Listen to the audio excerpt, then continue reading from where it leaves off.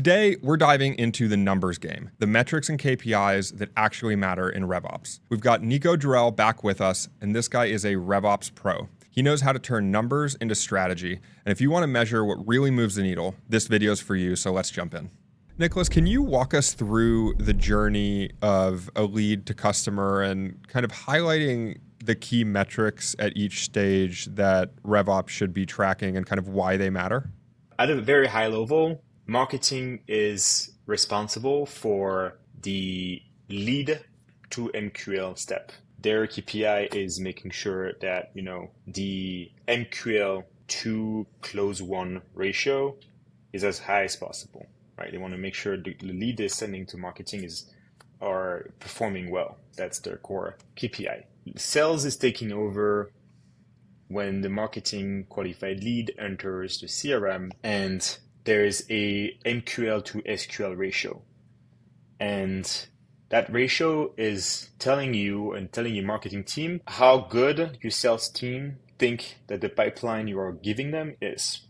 That answers the questions. And it's a bit of a tricky one because sales is always going to tell you the MQL to SQL ratio is lower than it should be because that gives them a reason to find excuses for underperforming, and the marketing team is going to give you the exact opposite answer to justify the performance. So that's very sensitive handoff portion that both departments are actually owning. There's an overlap in ownership, and that's where KPI, cross-department KPIs are important to make that handoff as smooth as possible. Then SQL, the salesperson committed, right, to working a specific lead or a specific account. And you have the next step is opening an opportunity in Salesforce or a deal. You want to identify, obviously, from all the opportunities that are open, what is the close lost and close won ratio. So out of all the opportunities that were open, how many do we able to sign with a contract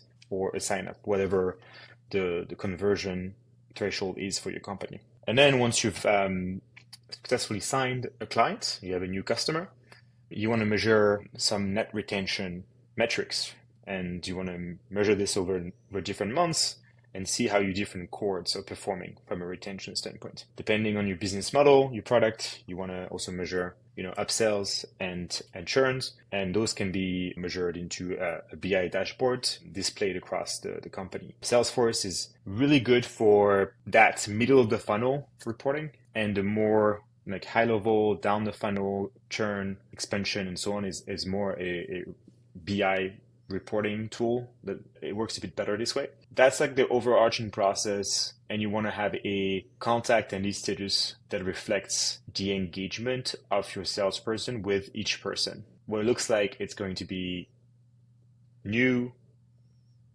working, replied, interested, converted. That reflects a one-to-one person interaction, when what we discussed earlier is a sales to account relationship. Yeah, definitely. So you spoke to this a little bit in your answer there, and I think one of the challenges in a lot of organizations is kind of getting these departments to agree on what success looks like, and especially that sales to marketing handoff. I'm curious, how does a good system here help to resolve those conflicts and get different teams aligned around the same metrics without this sort of friction? Yeah, that's the art and science of revenue operation. And the finance department is also obviously involved in those different things, because that implies you want to start with your company North Star metrics. And some companies set up OKR. OKR is a very efficient framework, especially for startups that move very fast and where focus can be hard to keep on certain projects.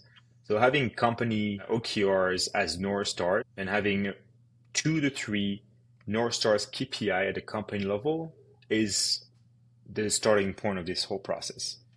And then each of those North Stars can be broken down in sub-department and department KPIs that have overlaps. So you want to make sure that your funnel is not broken down by function, but you want to make sure that your funnel is shared across KPIs.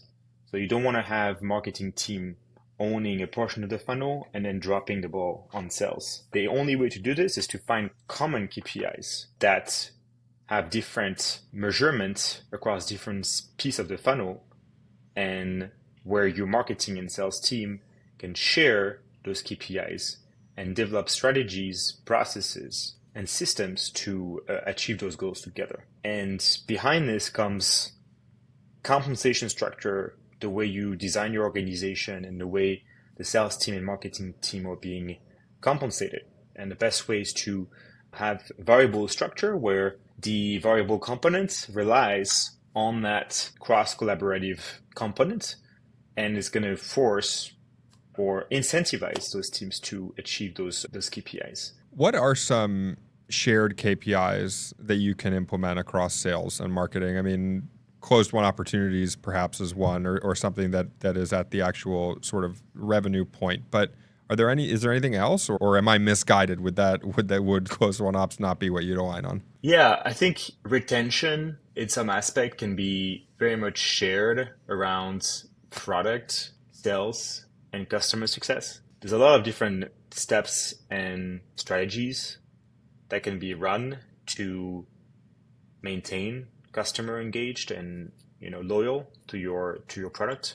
Obviously, you have a customer success function, right? That's gonna own that piece. But especially those days where you're trying to be more efficient with your headcounts, it's very hard for large organization to find a profitable and scalable way of maintaining customer engagement with CS. So that's why having marketing, having product, having customer success working hand in hand towards that KPI is also very important for long-term retention. As companies grow, do the key metrics change, or how should companies be thinking about adapting these things over time? I'm curious if there's anything that's more important in the early stages, that's less important in the later stages, and vice versa.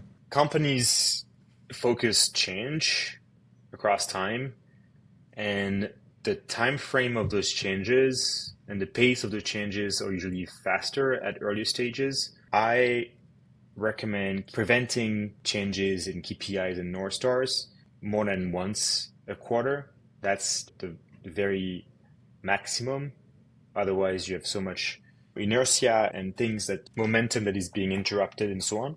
So obviously, at an early stage, things are going faster. You learn faster, you iterate faster, but you don't want to move the needle too far. Where at scale, at Series B, Series C company and plus, those North Stars metrics tend to stay pretty stable over 12 months period. Sometimes they can be interesting to revisit or tweak some of those every 6 months. But with larger organization, you create more confusion than anything if you change those KPIs and those North Stars faster. I think the North Stars, definitely keep them stable over a year. And then those sub KPI can be revisited on a semester basis across departments if there's alignment or adjustment needed. Wrapping up this conversation around metrics and measurement, is there one piece of advice that you'd give to companies on this topic of setting up robust analytics and measurement? Yeah, so I think on operationalizing that process is the most challenging, right? It's fairly easy to have your C-level sit in a couple of days meeting and come up with a few high-level direction for your company. That process is usually can be tedious for the person involved, but that's sort of the easy part of the process. The complexity comes into keeping people accountable and having a system in place to create transparency across the organization, how things are pacing, how initiatives are progressing, and who is responsible for what. That's coming with a set of tools. I recommend using, Asana, Jira as a backbone of that structure, and having full transparency across not only sales and marketing or customer success, but also product, engineering, and data.